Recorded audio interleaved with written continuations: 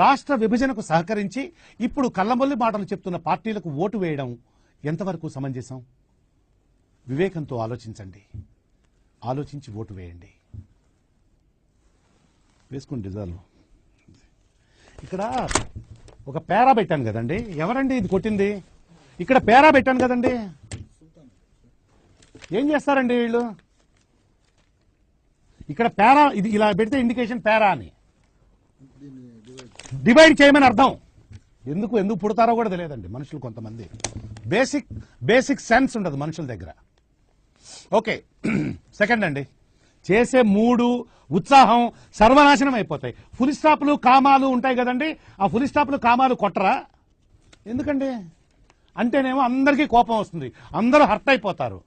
పని చేయడం మాత్రం చేత కాదు. తగలబెట్టండి సార్.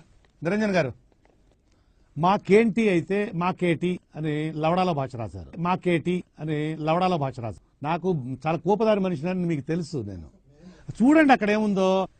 ఏళ్ళ ప్రపంచంలో ప్రతి వాడు అవతల వాడి భాషను కరెక్ట్ చేయొచ్చు అనుకుంటాడు, వాడికే సర్వం తెలుసు అనుకుంటాడు. ఉంది అక్కడ ఏముందో చూడండి. ఓకే, ఎవరెవరి ఏమ్మా ఎవరెవరి అక్కడి నుంచి నాకు ఇంట్రెస్ట్ పోయింది.